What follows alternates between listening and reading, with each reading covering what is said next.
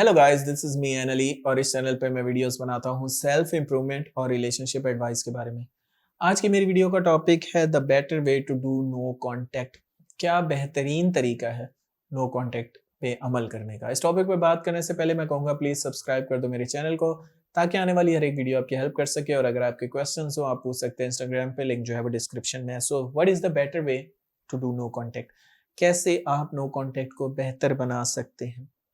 सबसे पहले जानते हैं नो कॉन्टैक्ट क्या है। जो लोग नहीं जानते, नो कॉन्टैक्ट का मतलब ये होता है कि अगर आपका रिश्ता टूटा है किसी से, आपका ब्रेकअप हुआ है, आपका ताल्लुक टूटा है किसी से, तो आप उनसे तब तक कॉन्टैक्ट नहीं करेंगे जब तक वो आपसे कॉन्टैक्ट ना करें। ठीक है।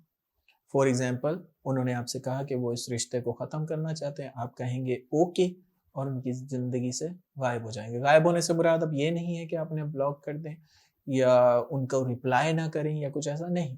आप बस खामोश हो जाएंगे और उस जगह से चले जाएंगे। ठीक है।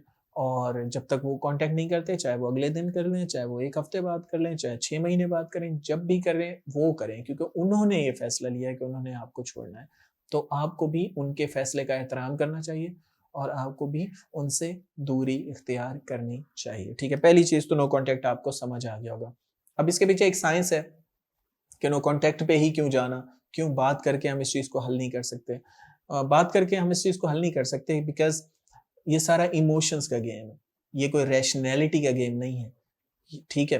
ये कोई मैथ का सवाल नहीं है कि आप दोनों सर जोड़ेंगे और एक दिन हल कर लेंगे उस चीज़ को, या कोई ये पॉलिटिकल बहस नहीं चल रही कि आप आर्ग्यूमेंट से अपनी डिबेट जीत लेंगे।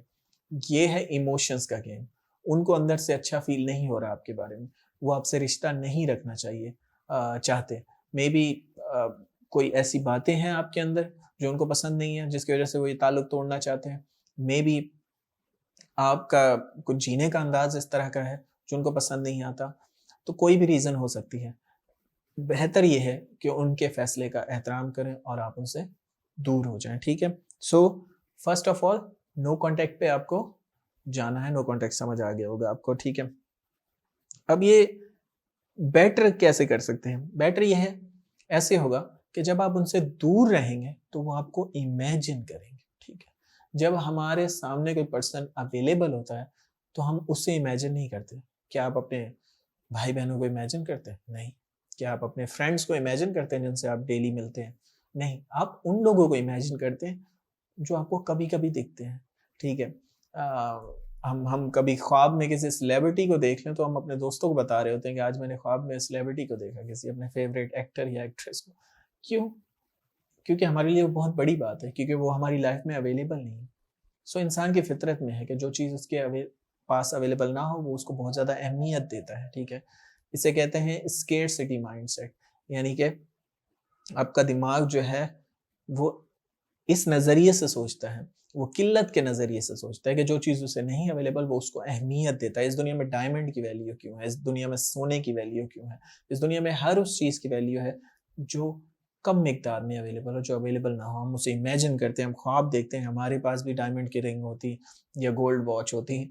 आप ऐसा क्यों सोचते हैं? आप इसलिए सोचते हैं क्योंकि वो चीज़ अवेलेबल नहीं है। तो जब आप अवेलेबल नहीं होंगे, आप नो कॉन्टैक्ट पे जाएँगे तो वो आपको मिस करेंगे। ठीक है? उनका भी दिल चाहेगा कि वो पहले की तरह आपसे बात करें, जोक करें, उन बातों पे हँसें जो अच्छी मेमोरीज़ थी।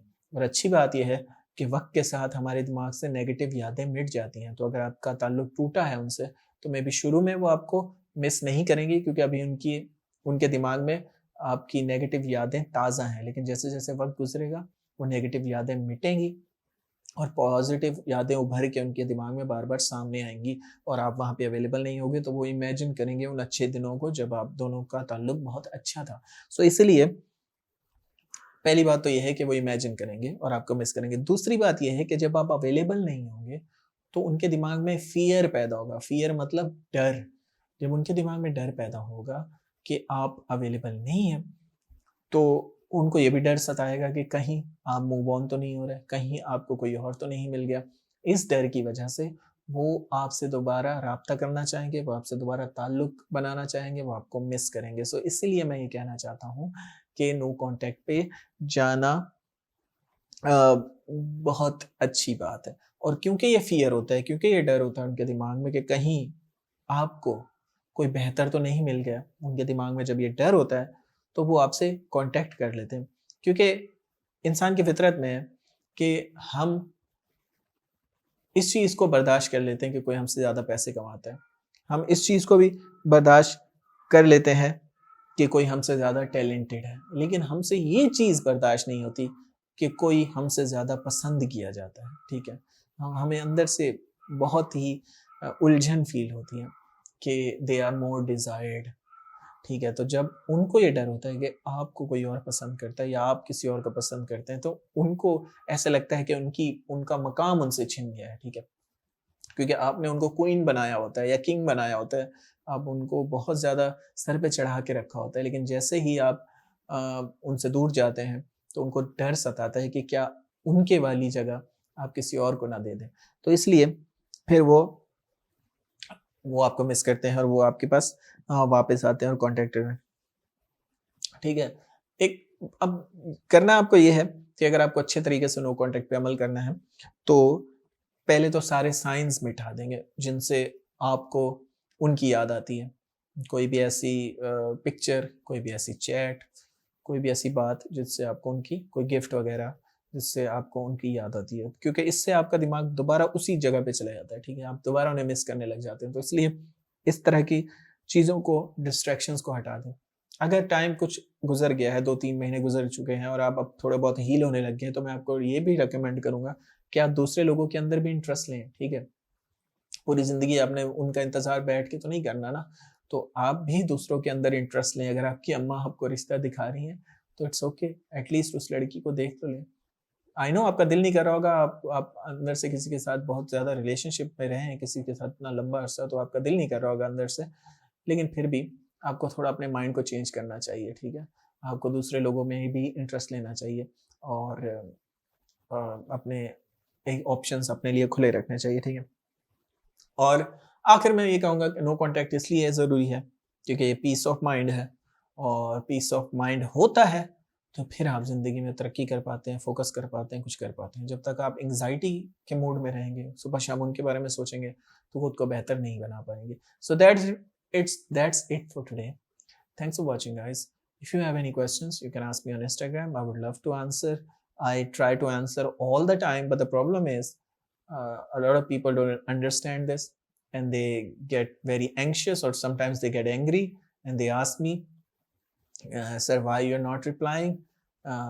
But I want to tell you guys that I also have my personal life, ठीक है? मैं हर बात का जवाब नहीं दे सकता.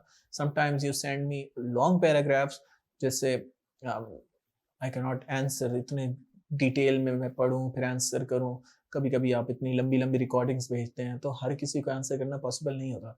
इस चीज़ को समझा करें और नाराज़ मत हुआ करें, and I will try to answer all of this. अगर आपको पेड कंसल्टेशन लेनी है तो ऑफ कोर्स वो ज़्यादा फ़ायदेमंद होगी मेरे लिए भी और आपके लिए भी, क्योंकि वो स्ट्रेट टू द पॉइंट आ जाते हैं हम दोनों। लेकिन ज़्यादातर लोग ये है कि वो इतने लंबे-लंबे पैराग्राफ भेजते हैं और फिर एक्सपेक्ट करते हैं कि मैं उनको फ़ौरन से रिप्लाई करूँ। मैं कभी ऑफ़िस में होता हूँ, sometimes I am doing something else, so they don't understand this. So that's it for today. Thanks for watching guys. Have a good day.